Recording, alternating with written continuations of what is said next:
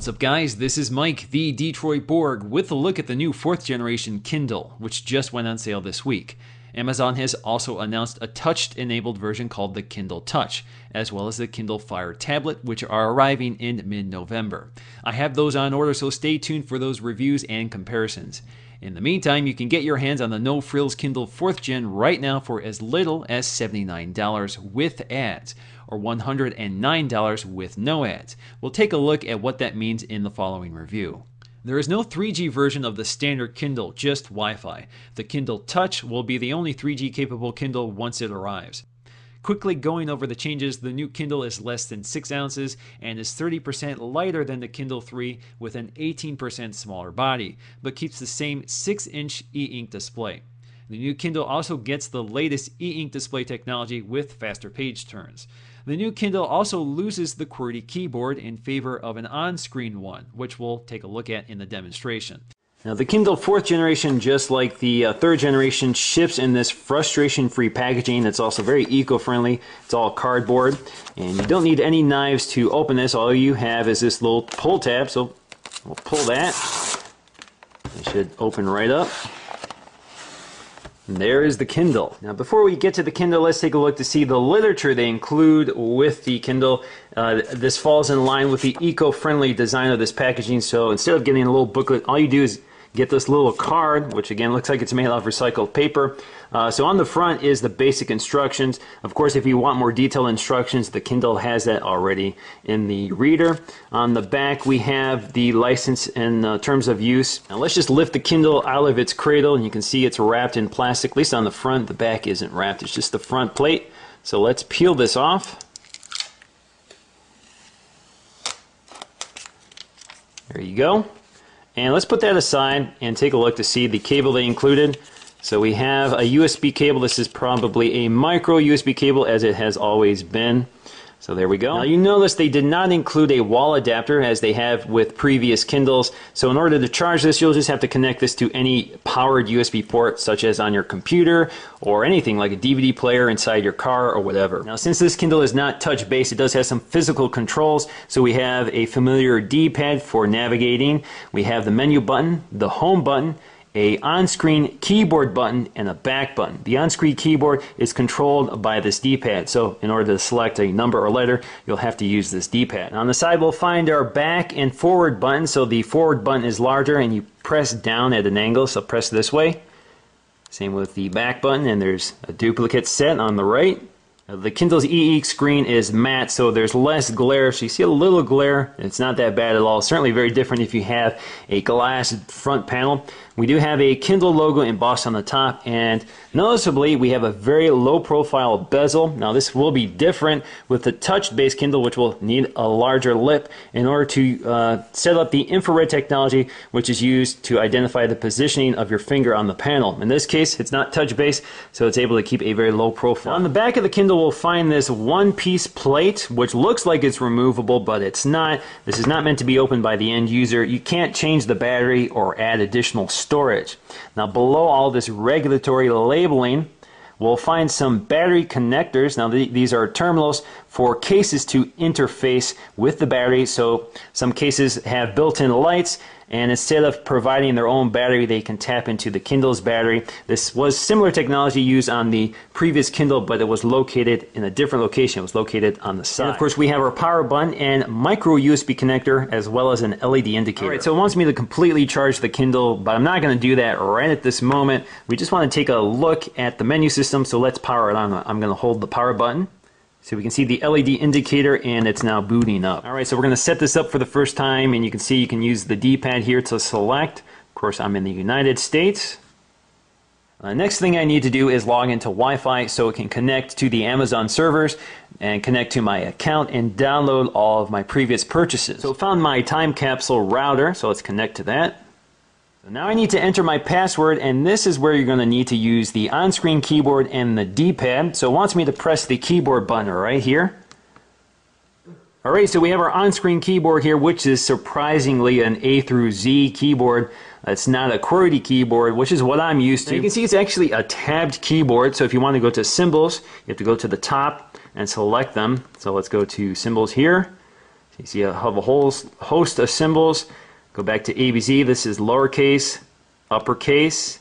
You can see these are other characters. I see umlauts and S-sets and everything you need for other languages. So I'm going to enter in a fake password so you guys don't know what it is. I'm just going to pick, I don't know, Detroit Borg. So I can click it left and right one at a time or hold it.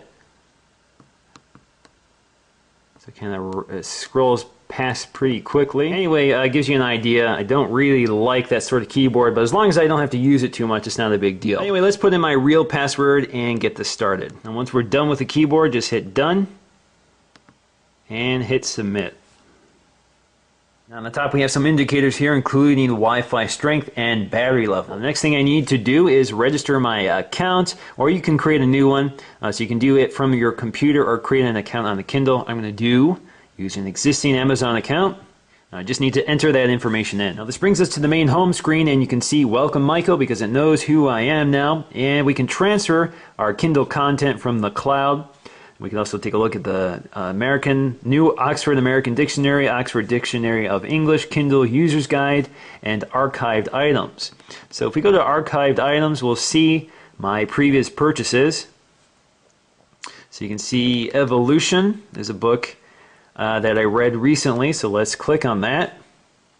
So the download is complete, and this is exactly where I last left it when I was reading it on my Kindle 3. Now to flip through the pages, just tap the buttons on the side, and you can see that every 10 or so pages it has to flash the screen to adjust the e-ink. There you go. Now you can only do it one at a time. You can't just hold the key down and let it scroll through. Now you have some other options if you press the menu button right here. So you get some options up here.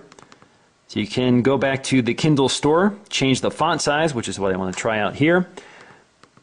So you can see you can select through a number of font sizes, and it previews in the background.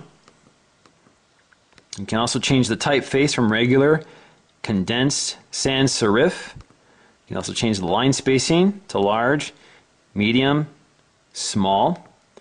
Words per line to default, fewer, or fewest. You can also change the rotation to portrait, landscape with the keypad on the left, portrait upside down, and landscape with the keyboard on the right. So let's do that one. You can see now you're in landscape mode. So of course there is no accelerometer, it won't do it automatically. And when you press the D-pad while you're reading text, a cursor will appear, and you can see it at the top, and you can navigate around the page, and as you do so, a definition will appear. So let's go to languid. So languid, of a person, manner, or gesture displaying or having a disinclination for physical exertion or effort. Now if we want a broader definition, just press the center key. And now we have some other options, so we can see the full definition, start a highlight, create a note, or cancel. Let's see the full definition. It should bring us right to the dictionary. So there's the full dictionary definition. In order to get back to the book, just press the back key. So you're back to your book. You also have the option to go to a specific page, which you can enter here. So either the page number or a location, which is Amazon's proprietary way of indexing pages. You also have the option to sync to the furthest read page. So if you start going back into the book, you forgot where you left off, this will take you there. We also have a book description. We can search this book, so if we can search specific text.